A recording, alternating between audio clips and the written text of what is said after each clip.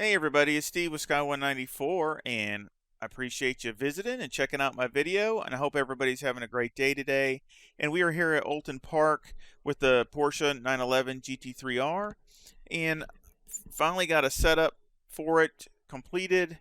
I'm really happy with it. Ran my personal best, so did my 30-minute stint with it, and was happy with it. And the car feels really good and consistent. Well, as consistent you can get for this place. This is a really tough, challenging place. And I was going to go over kind of the little bit different. It's going to be just a little bit longer video than normal on these setup ones, because I want to go over some of the points of the track, key points, and then of course I'll just go. It's just going to be a few laps, but this first lap I want to go over some places, and then I'll go over the setup at the end, and of course I will put the link to the setup in the description. So let's get this thing going. There we go. And coming up here, my first brake marker is going to be right here at this fence. Really at the beginning of this fence is where I'm, in this area is where I'm looking at. And I try to go wide and late apex, because if you go early apex, it's going to throw you wide, and then you go off in the grass or out of bounds. Try to hit that. And then here, if you stay like this, you're fine. But I noticed if you run it too long, that it'll give you an out of bounds. If you run it over and go right back to on the track, it seems not to trigger it for some reason. So, and then down here, I hug this, and instead of following the line here, I pretty much straight line it right to this apex right here, because over here is some really bad dips and bumps that upset the car and throw it into a tank slapper. So you just lose more time. It's not worth it. So I pretty much go right towards this apex. Hug it, and then you can run this out a little bit. It's no big deal. And up here, this curbing here, right here at this beginning of this, is my brake marker.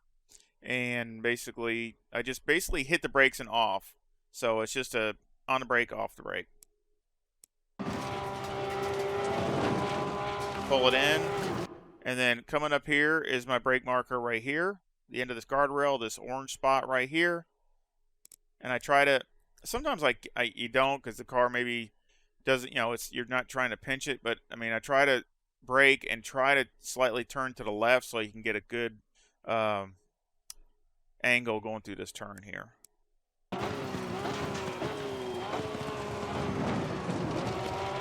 And coming off of here, this curb here, if you're sometimes I run it along here, so you're not pinching the car, because you don't want to keep pinch it. You want to open it up as much as you can. So if you come over here and run over this curb, it's fine. It doesn't upset the car or anything. So go ahead and just run right over it. And here, right past this, my brake marker. As soon as I'm passing it, I'm on the brakes, and I don't run over the curbs. It just to me, it's not worth it. It does more harm than good between upsetting the car and knocking your tire pressures down. So I basically just try to, this car is so nimble, changes directions extremely fast. So basically, I try to go around the curb and just do a quick left right. Run over that curb, and then keep going, and then come all the way down here. And as soon as I get back to that marker back there, I'm on the brakes. So right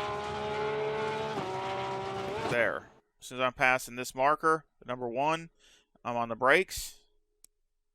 Now right here is important. So this might take a little longer to go through this section, because this is a troubling section. I've seen a lot of people wreck here, and I was having a lot of problems, and now I'm not having any problems. So you want to late apex this. I don't want to run over the curb, and you don't want to turn in early. You want to late apex it to almost run on the back side of this, and that'll set up the rest of this. So I'm going to slow this down a little. So you see you're going to go there, and you're going to cut across so you can cut nice and tight. And then right here, you're coming across. Now, I don't know if y'all, hopefully you can see this, but see that little dip? Look for this little dip right here in the white line. Right there, that little dip. Or you can maybe look that way, but that's too far probably out of your vision. So I'm looking for this little dip here in the line right there. And that's where I'm running towards. I'm running towards this little dip. So you get a little closer. I can see it even from here. But yeah, there's a little dip right there. And that's what you're going to do is you're going to come up to that dip, and then you're just going to tap the brakes, not even fully depress. You're just going to tap them and turn. See that? Do you see my brake lights just come on just for a millisecond there? We'll go over it again.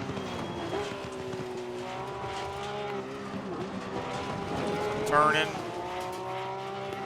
Flip the brakes, and then you just turn right in here, and I try to stay off these curbs because they're treacherous. But if you run them over a little bit, it's not a big deal. But there is a big bump here somewhere. So if you run in the grass or something, man, it'll about throw you off. And these curbs on the other side I don't know how they do it, but they suck you off. I mean, if you run on them too hard, it'll end it up to where it'll throw you into the grass, or you just can't get them off. So I go through here and barely touch anything, and that's the way I did it almost for the whole 30 minutes, so I'm a lot happier through here now. So you go through there and see it just right on the line right through there. So let's go through there again at full speed. Here we go. Turn tight. Look for that bump. Hit the brakes and just turn. And then through here, I hug this, and then just run it straight out here. Just hugging, and right coming up to this sign or past that other one. If one of these is knocked out, that could cause a problem. So if that's the case, then as soon as you pass the other sign, you're ready to hit the brakes.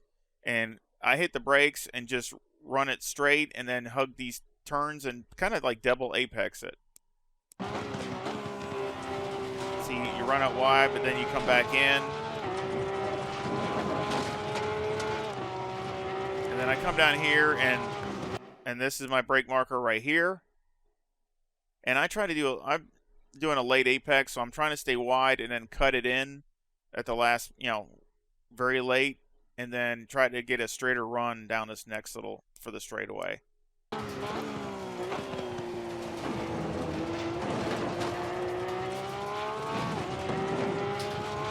And we'll go inside the car.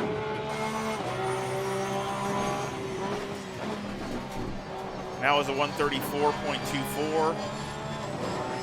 I've already ran a 133.94.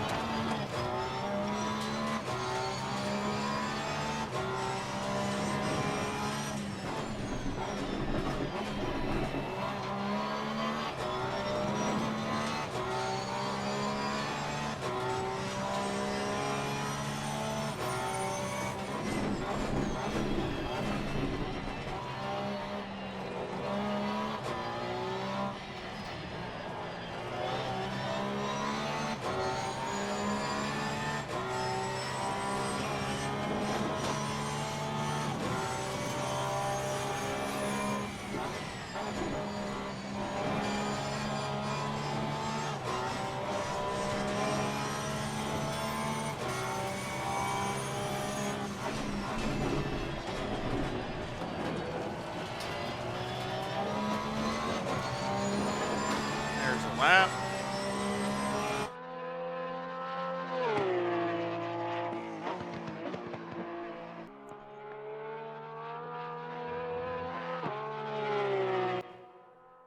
That was my fast lap, a 133.85. I started with 65 liters. Now we're going to go the second to last lap. The last lap, I was pushing really hard and just ran a terrible time. I didn't crash, but I went off the track because I was pushing really hard and actually was on,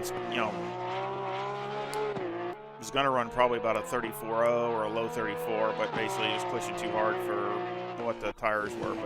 So I'll just show the second to last lap to see the attitude of the car.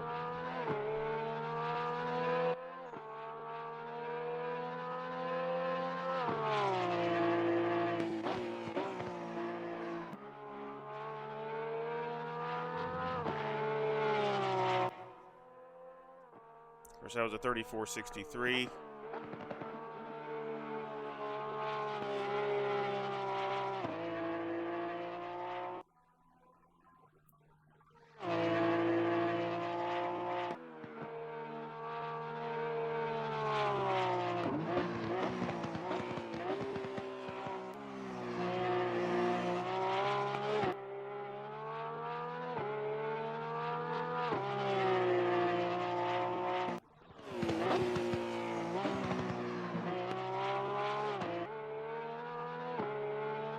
I spent, I don't even want to know how much laps and time.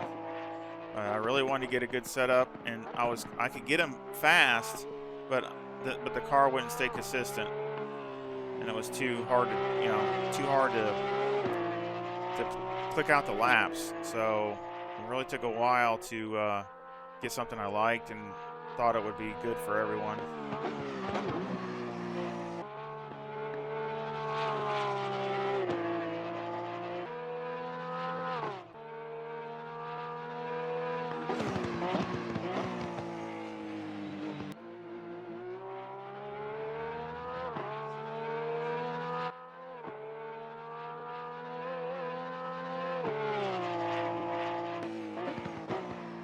So that's the last lap. That was a 34.79. Still not a terrible lap. Again, some of it might be me, I'm sure. Near the end, I mean, getting a little tired. But the last lap, like I said, before I went off, my delta was right around 0. So I was really pushing hard, though. Like I said, I was overdoing it. There's the timetables. And as you can see, low 34s, high 33s, a couple of them. Had a couple, bad laps. There's one right here. That's, I forget what happened there. I think I saved it, but I went off, but I saved it. But all the other ones are 34s, lower to mid, and then a little higher 34. But then I had the two 33s. But for this track, I mean, like I said, I'm real happy with that. I think it'd be a really, really good setup, and car's very predictable and seems, pretty consistent, as good as I can be anyway. So let's go over the setup. The tires are 26.6 left front, 26.2 left rear, 26.7 right front, and 26.3 right rear. The toe is negative 0.05 with the camber at -4 and the caster at 10. On the rear, the toe is 0.1 with the camber at -3. Electronics are 4, 6, and 4. Again, I run just a little more, trying to give a little bit leeway, trying to keep the consistency and things like that, and not lock up the tires. Tires got light graining all the way, all 4 tires. But again, I mean, I was running decent at the end, so I'm really not too worried about it. It was a lot better than it was. It was worse than that before. So the wear is still a little bit more to the rear than the front, a little closer on this side. But again, I made a lot of improvements than what it was. The anti-roll bar is 3. Brake bias is 55.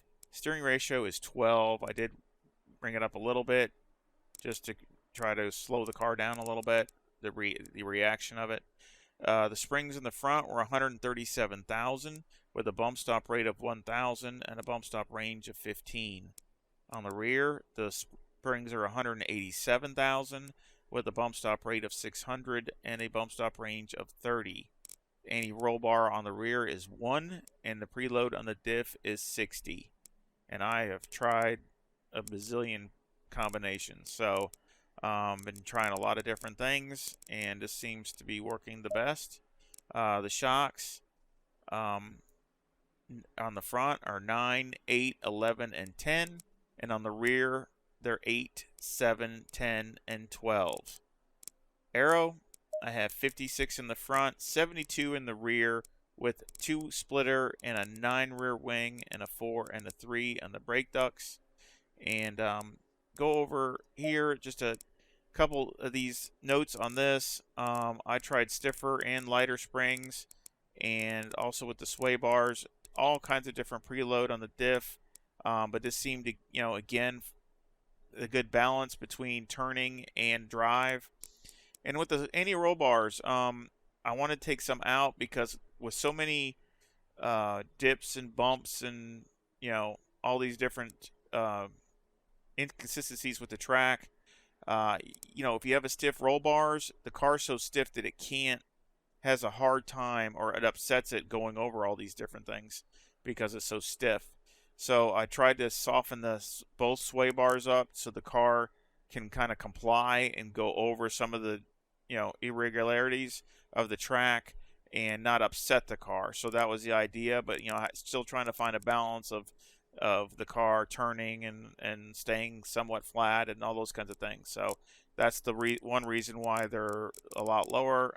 Again, this track is so unique and a lot different with all the different irregularities of the pavement. So, and of course with this, I tried a lot of different alignments, but the alignment, this seemed to work the best. And it seemed if I took some out of this, it just seemed like it hurt performance, and also too much sliding on the front, and you'd get a lot of graining real early.